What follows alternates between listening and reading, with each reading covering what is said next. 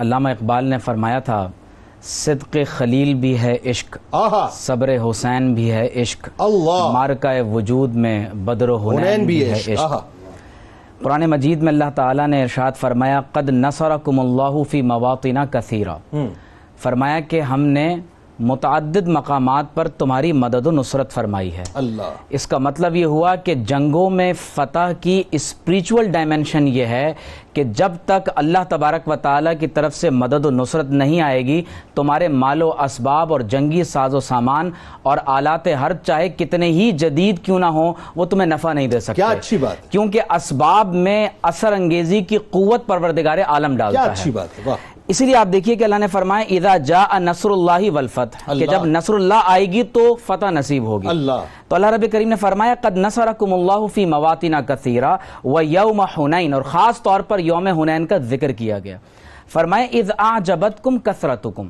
جنید بھائی، ہوتا یہ ہے کہ بعض اوقات انسان کو جب اللہ تبارک و تعالی یعنی تنگی کے بعد کشادگی عطا فرماتا ہے تو بعض اوقات انسان نفسیاتی طور پر اپنے آپ کو عجب میں مبتلا کر بیٹھتا ہے، اور اللہ تبارک و تعالی تربیت اور ابتلاء کے طور پر انسانوں کو اپنی خاص رحمت کے ساتھ دوبارہ اپنی طرف واپس پلٹانے کے لیے ایسی آزمائش میں ڈال دیتا ہے کہ جس میں انسان کو اللہ تبارک و تعالی کی طرف رجوع کرنا آسان ہو جاتا ہے۔ آپ دیکھیے کہ اللہ تعالیٰ فرماتا ہے کہ جب تمہاری کثرت نے تمہیں عجب میں ڈال دیا، حالانکہ کثرت کیا تھی؟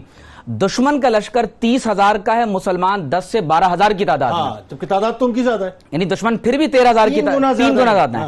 اب مسلمانوں کے اندر کیا بات تھی؟ وہی تھی کہ ہم 313 تھے، ادھر 1000 تھے۔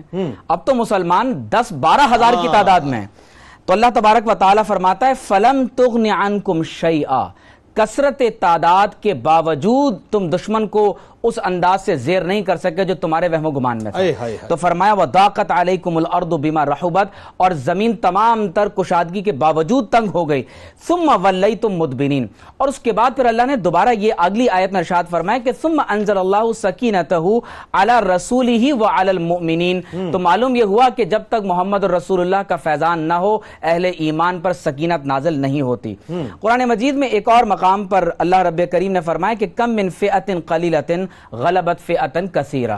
اب آپ دیکھیے کہ مکہ اور طائف کی وادی کے درمیان بنو حوازن اور بنو ثقیف آباد تھے، اور جب مکہ مکرمہ فتح ہوا ہے تو 8 ہجری میں شوال المکرم کے مہینے کے اندر یہ غزوہ واقع ہوا، اور یہ وہ عظیم جنگ واقع ہوئی ہے جو حضور علیہ الصلوۃ کی حیات طیبہ کی وہ آخری عملاً جنگ ہے کہ جس میں اللہ تبارک و تعالیٰ نے فتح کے بعد پورا عرب حضور علیہ الصلوۃ کے زیر نگین فرما دیا۔ یعنی بالکل ایسا لگ رہا ہے جیسے کوئی ڈیوائن پلان ہوتا ہے نا۔ جی، ڈیوائن پلان ہے۔ اور میں آپ سے عرض کروں جو اس میں موسٹ امپورٹنٹ واقعہ ہے وہ یہ ہے کہ جب بڑے بڑے یعنی صحابہ رسول اللہ صلی اللہ علیہ وسلم کی معیت میں موجود ہیں، حضرت ابوبکر، حضرت عمر، حضرت عباس، حضرت علی، آپ صلی اللہ علیہ وسلم کے جو سواری ہے اس کی لگام تھامی ہوئی حضرت فضل بن عباس نے، حضرت ابو سفیان بن حارث بن عبد المطلب رضی اللہ تعالی عنہما نے، اور حضرت اسامہ بن زید اور ایمن بن ایمن اس وقت حضور کی بارگاہ میں ارد گرد موجود ہیں جو حضور پر اپنی جان فدا کیا کہ حضرت ابو سفیان بن حارث بن عبد المطلب موجود ہیں۔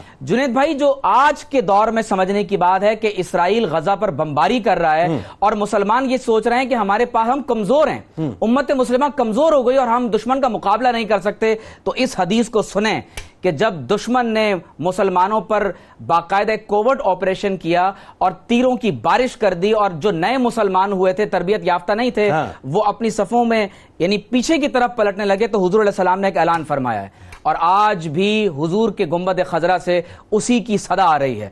حضور نے فرمایا این یا عباد اللہ، اے اللہ کے بندو تم کہاں جا رہے ہو؟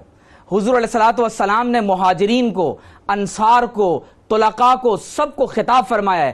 آج بھی گنبد خضرا سے یہ آواز آ رہی ہے کہ کہاں ہیں پاکستان کے مسلمان، کہاں ہیں سعودی عرب کے مسلمان، کہاں ہیں امارات کے مسلمان، کہاں ہیں دنیا کے ترکی کے مسلمان؟ اور حضور نے فرمایا الیہ انا رسول اللہ، اے اللہ کے بندو میری طرف پلٹو، میں محمد رسول اللہ ہوں۔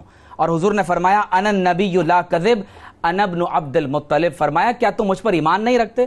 میں اللہ کا وہ نبی ہوں جو کبھی جھوٹ نہیں بولتا اور میں عبد المطلب کا بیٹا ہوں. تو اگر میں آپ کے جواب کو کنکلوڈ کروں تو میں یہ کہوں گا کہ اس جنگ میں جس قدر واقعات ہوئے ہیں تو صحابہ نے کیا کہا؟ انہوں نے کہا لبیک یا رسول اللہ ابشر نحن معک. یا رسول اللہ آپ اس بات کو قبول کر لیجئے، خوش ہو جائیں کہ ہم آپ کی بارگاہ میں حاضر ہو گئے. صحابہ کے بارے میں یہاں تک منقول ہے کہ جس صحابی کا گھوڑا کہیں اور جا رہا تھا تیروں کی وجہ سے، اس نے اپنا گھوڑا چھوڑا، اونٹنی چھوڑا اور حضور کے قدموں میں. اسی لیے اقبال نے کہا تھا کہ بمصطفیٰ برساں خیش کے دی ہما اوست، تمہاری کامیابی اس میں ہے کہ سب کچھ چھوڑ کر حضور کے قدموں میں حاضر. غزوہ طائف کی امپورٹنس اس لیے بھی ہے کہ یہ وہ خطہ ہے جہاں رسول اللہ صلی اللہ علیہ وسلم ہجرت سے پہلے ایک مرتبہ دعوت و تبلیغ کے لیے تشریف لے گئے تھے، اور ماضی کا تجربہ یہ تھا کہ ان لوگوں نے نعوذ باللہ من ذالک اسلام کی دعوت کو قبول کرنے کے بجائے نبی کریم صلی اللہ علیہ وسلم پر اس قدر سنگباری کی کہ حضور علیہ الصلوۃ کا پورا جسم مبارک لہو لہان ہو کر رہ گیا.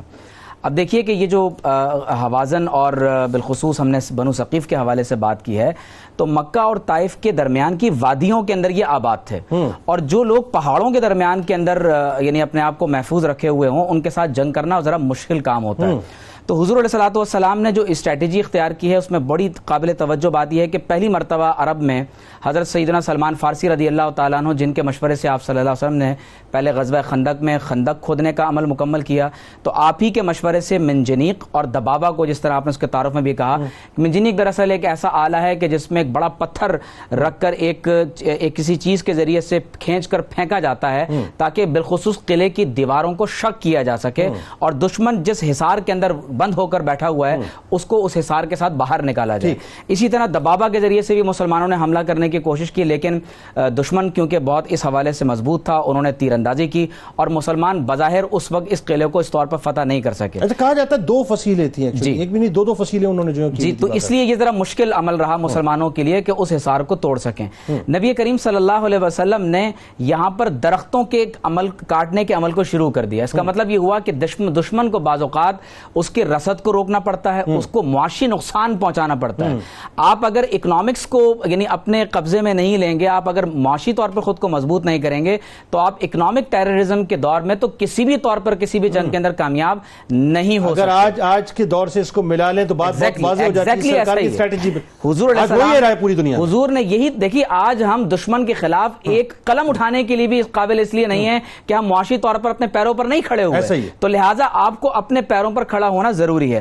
حضور علیہ السلام نے درختوں کو جب کاٹنا شروع کیا، دشمن نے پھر قرابت داری کا واسطہ دیا، تو قربان جائیں کہ حضور علیہ السلام نے اس عمل قرابت داری بہت اوپر، اور حضور علیہ السلام نے اس کا لحاظ فرمایا. اور پھر آپ دیکھیے کہ دشمن کو عام معافی کا اعلان بھی کر دیا، مالک بن عوف کی معافی کا اعلان کر دیا، اور دشمن کو جو اکٹھی قوت کرنے کے وہ مکہ پر دوبارہ حملہ آور ہوتے تو حضور علیہ السلام نے ان کو موقع عنایت نہیں فرمایا. تو میں سمجھتا ہوں کہ اگر اس پوری اسٹریٹجی کو دیکھا جائے تو مسلمانوں کو آج بھی اسی اعتبار سے دفاعی اسٹریٹجی کو